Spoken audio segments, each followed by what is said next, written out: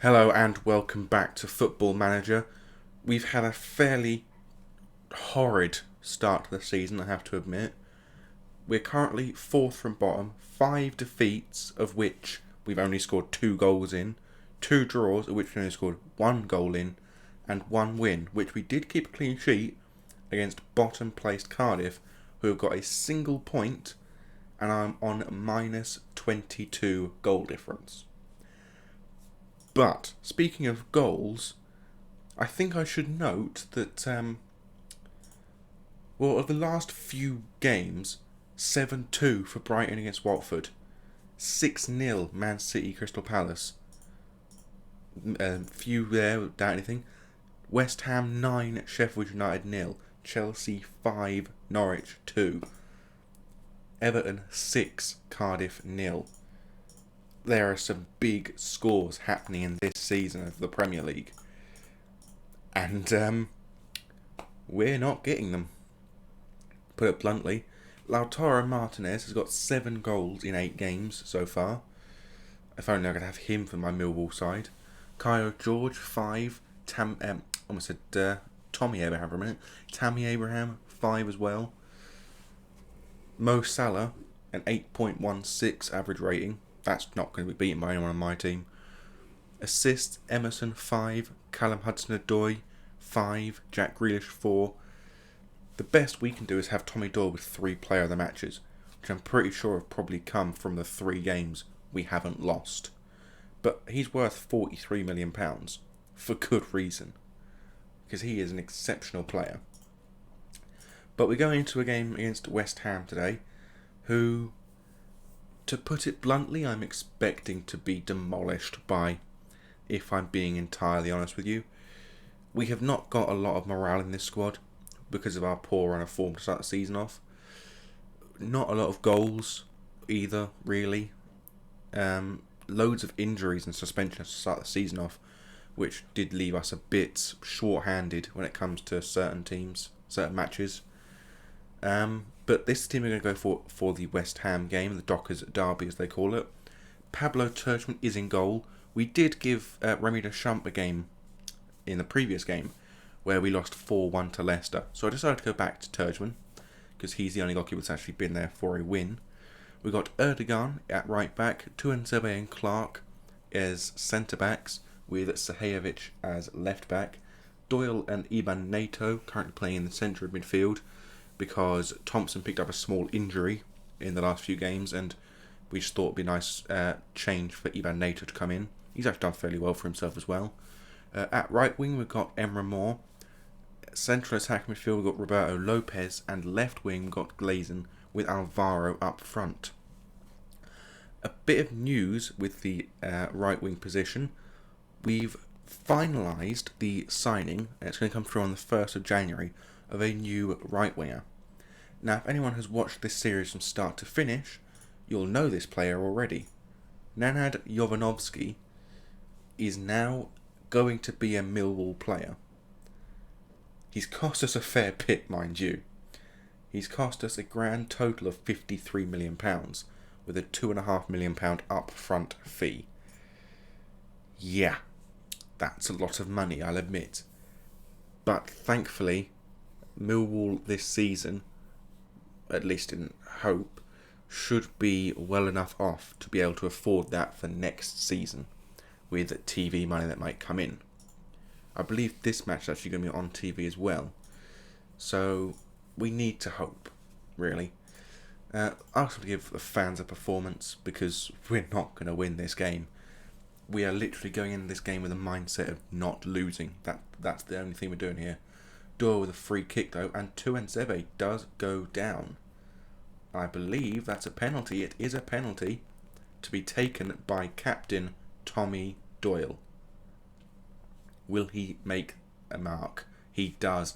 1-0 Millwall, which could mean we could still lose this game, as we went 1-0 up against Leicester for the entire first half, and then they scored 4 in the second half. So clearly, being 1-0 up doesn't mean a thing this season. But a penalty goal is good to start with. West Ham now with the ball. and very nearly a very quick equaliser, but thankfully it appears that we were able to stop that from happening. West Ham with another free kick, this time much closer to the byline. However, again, it does not go in. So far, we are the only team with a shot on target, which I'm happy about. I'm going to be asking for a bit of creativity for the next 10 minutes.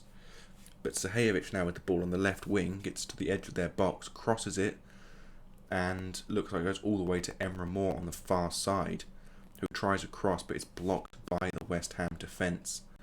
And West Ham are probably going to get a counter-attack off here, unless we can stop them, which by the looks of things we're not going to. West Ham run it all the way from the left to the right wing, and I believe, oh, well done Glazen, that was a good tackle there, but the ball falls straight back to West Ham, and it doesn't look likely we're going to stop their attack, so they are going to get a shot away. Well, the question is though, is it going to go in? Cross the ball in, and Turgeman gets the clearance with his fists, but their shot was very close to being on target, which would have been a goal. Another free kick for West Ham, this time brought in, headed away by Clark and again by Emre Moore. And West Ham hold the ball up on the byline, but Emre Moore steals it away. Pass it back to Erdogan, gets it back to Tuanzebe, forward to Doyle, back to Tuanzebe again, back to Turgeman, who clears it out to the left for Glazen to pick up. Glazen picked up form in the last game as well by scoring that early goal against Leicester, but he loses out to Hazard. Thorgan Hazard. I was about to say, it's not Eden Hazard. It's Thorgan Hazard playing for West Ham. And they get the ball out to the right wing, looking for a cross, I'm assuming. And technically, yes, they get the cross away, and it hits the post. Tuanzebe does clear the ball, but West Ham are still piling on that pressure. Hazard back now to Rog, I think. But he loses out to Roberto Lopez, and Roberto Lopez comes clean with the ball all the way into their box, holds it up, and loses out to Diop. And that's the end of the highlight. I was hoping for possibly an audacious shot from our attacking midfielder, but apparently not. Turgeman with a free kick gets it into the middle for Glazen to pick up. He's a bit more central than I'd hoped he would be, but he gets the ball to Doyle, then passes to Tuanzebe, then to Glazen. Glazen tackled by Rog, but the ball falls to Doyle, who plays it to Roberto Lopez. Lopez gets it past the defender for Emre Moore, then to Alvaro, who shoots but wide of the post. At half time, we're making one change immediately, and that's Sahajovic, because he picked up a knock early in the match, giving him a very poor condition state at the moment. West Ham now with the ball, again wide of the post, but they are getting shots, which is worrying on my part. They have got 5 shots more than us already. Sahajovic with a very long throw into the box, headed away by Diop. For NATO's strike though, and 2-0 Millwall. And by the looks of things, we're doing very well. Jesus. That was one hell of a strike from NATO. Just as an update as well, we are out of the Carabao Cup. We lost on penalties to Swansea City, which is unfortunate, but we weren't expected to win it regardless, and there's not a lot of money in the Carabao Cup, so going out of that competition isn't all that much of a big deal. And international news, Wales are promoted from the European International League and are going to be in the B League for the next time round, but there is still 2 games left to play. Because we've won all 4 of our first 4, we're automatically promoted because the other teams haven't got enough points. So far though, in this game, back to domestic football, we are holding our own. And as much as I said before this match that I was expecting us to lose, and I was expecting us not to win, I'm happy with what we've got so far. But now my big mouth has said that this game's going to turn around and give us a defeat from 2-0 up. And there's 1 goal back for West Ham. How long before they get the other 2? They need to pull ahead. But Thorgan Hazard picks up the first of possibly many goals for West Ham in this game. But it was a very well worked move and a very poor bit of defending from our left back Sahajovic, who is actually incredibly central when he really shouldn't be. Alvaro though kicks off, Roberto Lopez now to Doyle. back to Tuanzebe, to Clark now, back to Tuanzebe, to Doyle again. Doyle in the middle for NATO, plays it forward for Sahajevic. Sahajevic tries actually to get past Thorgan Hazard, but is actually pulled away. Lopez now plays the ball to NATO, runs it forward, gets to the edge of the box, has another shot, but this time it's caught by the West Ham goalkeeper. The ball out to the left wing for West Ham now. Emerson picks up the ball, crosses it into the middle, and okay, I thought there was going to be a penalty there by the way the game sort of slowed down, but thankfully the header from, I'm not actually sure who that was, but whoever it was caught by Turchman. Doyle now with another free kick, and Tuanzebe nearly pulling us back to 2 goals ahead. It looks likely that West Ham are actually going to be struggling this match due to how frustrated their players are. I will make that change, as I mentioned, the Sahajevic one. He's not played badly, I have to admit, but he's not played all that well either. And we're going to get Saladin on the field. He has made his debut already at this point, but in the game he wasn't all that great. In my opinion, he, could have done better, in other words. We'll make another change as well as Alvaro, because he's not playing well.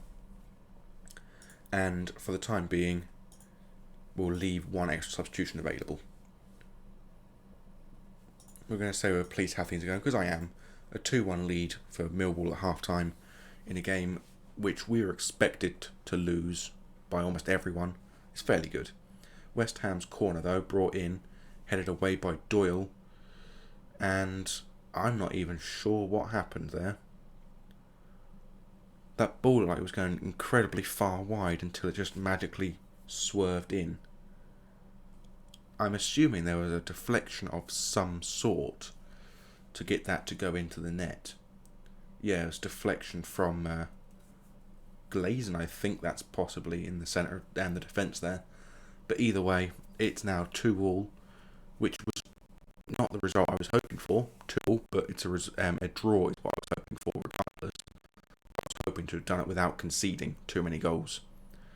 West Ham now with the ball on the right wing, plays to Hazard, into the middle for Rog, back then forward to Formalis, now to Hazard. Rog picks up the ball again, now to Etheridge. Hazard plays it into a triangle with all of the West Ham midfield, and they're just knocking the ball around in a very frustrating manner for me as a person watching this. DePaul tries a cross, but Anil kicks it away, only as far as Cardozo, who gets the ball to Hazard, who scores the 3rd of West Ham's goals today, and I did mention earlier that this was expected to happen. I knew full well after we went 2-0 up, they were going to score 3 goals. I was well aware of this happening, and this is just reinforcing my position that we are having a horrid start to the season, and second season syndrome could well be kicking in at the Den. Although this is obviously the London Stadium, not the Den, it's still going to be a big worry for me as a manager, knowing full well this team could be going down this year. Although we still are not in the relegation zone, still only 17th, according to that little pop-up there. I'm hoping that doesn't drop too far. But I'm also hoping that we can beat more than just the bottom 3 when it comes to, matches that need to be won this season. Because our next game after this one is Crystal Palace. And Crystal Palace are also in the relegation zone. And if we can get a result against them, that means we'll get 3 points. We'll get 6 points from the bottom 3 after playing just 2 of them, which will put us comfortably lower mid-table, which is alright in my opinion. But I was hoping for a draw from this match. And no extra highlights for the last, 20 minutes I think. So it looks likely this match has ended 3-2. And I think right, yes. West Ham have won 3-2 in the Dockers Derby. And believe me, I am very, very unhappy about that result. And I will not say that I'm appreciative of that. because I am not. I'm going to be assertive and say I'm not happy with their performance, and I'm not going to click on hand over to assist it because he'll just completely contradict me. So yeah, we're going to end the team talk like that. But yes, as I mentioned, Crystal Palace is our next opposition. Apparently they're in 15th here. Last time I looked at them, they were in the relegation zone, so they've actually knocked themselves up to 15th. But as I mentioned, a win for us in the next game could see us rise up to 13th. But that also comes into the fact that Everton, Newcastle, Crystal Palace and Sheffield United have to lose or draw, if it's these two, for us to be able to do that. The bottom three, I'm pretty sure, can't be going down this year. Same for Watford. Fulham is up in the air, I think. I think it's the bottom two are going to be guaranteed as Watford and Cardiff, with the third position to be picked up later in the season. But apparently there was a war of words. I don't remember there being a war of words, but apparently there was. Also, Carlos Fierro, his transfer to LASK, Linzer Athletic Sport Club in Austria, we've bought out a clause which was 30 league games, because we didn't expect him to get, I didn't expect him to get another 30 league games under his belt before that became necessary funds. So as a result, we've just left that as a bought clause. But as I mentioned, the next game is Crystal Palace in tomorrow's video, the last match of this month, and we will come back probably for the Fulham Wolves game here just before Christmas, because it's a good it's a good 6 games off camera, then 2, and then go from there. I think probably best. So Crystal Palace on camera, 6 games off, then back for Wolves on the 14th. But as I mentioned, torrid form. Our only win coming against Cardiff, draw against Bournemouth, draw against Brighton, losses against Liverpool, Arsenal, Tottenham, Leicester, West Ham. It's difficult watching this as a manager. But before I go into any, difficult stuff, as I say every episode, I bid thee adieu. Goodbye.